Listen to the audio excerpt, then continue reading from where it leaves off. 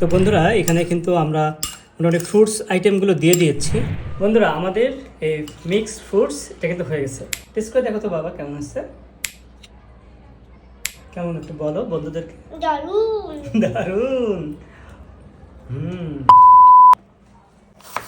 Hello বন্ধুরা, আমার বাবা আপেল কাটছে। আমরা এখন আপেলগুলো এইভাবে ছোট ছোট পিস করে কেটে নিব, নিয়ে আপেলগুলো দিয়ে দিব। কাটবো তো এরপর আমরা ব্ল্যাক আঙ্গুর, গ্রিন আঙ্গুর এখানে দিয়ে দিব। আমরা কিছু আনার দিব।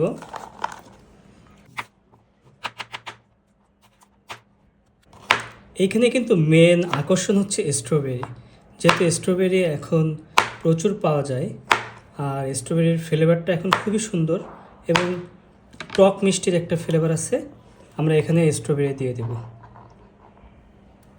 তো বন্ধুরা এখানে কিন্তু আমরা মোটামুটি ফ্রুটস আইটেমগুলো দিয়ে দিয়েছি। এখানে দেখো, এখানে আপেল দিয়েছি, আঙ্গুর গ্রিনটাও দিয়েছি এবং ব্ল্যাক এখানে আনার দেওয়া হয়েছে, স্ট্রবেরি দেওয়া হয়েছে।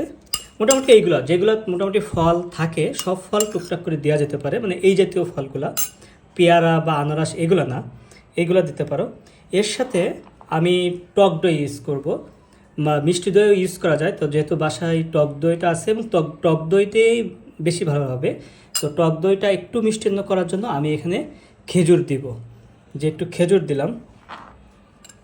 আর এখানে কিছু বাদাম, ছোলা এগুলো ছিল, এগুলো দিয়ে দিব। বাদাম এগুলো মানে একটা হেলদি, একদম হেলদি একটা ইফতার অথবা ইফতারের পরবর্তী সময়ে এটা কিন্তু খুব সুন্দর খাওয়া যেতে পারে।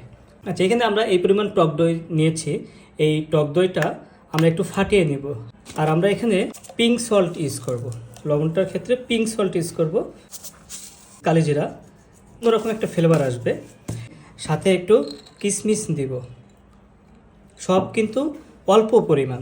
তো এখানে আমরা পিঙ্ক সল্ট দিয়ে দইটাকে ফাটিয়ে নেব। তো বন্ধুরা আমাদের দই ফাটানো শেষ। এখন আমরা দইটা ফ্রুটসের মধ্যে দিয়ে দিব। তো এই হচ্ছে আমাদের অবস্থা।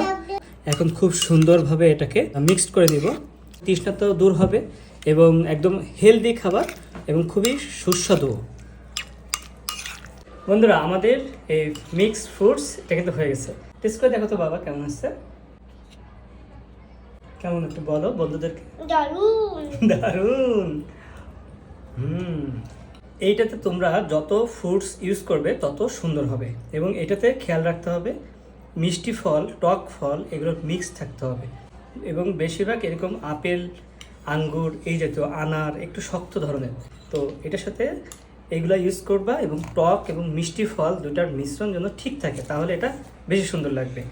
আর দই দিয়ে তো এমনি মজা, বেবিসান এমনি টক দই ফাটায় খেতে খুবই পছন্দ করে, আর এটা বেবিসানের জন্য আরও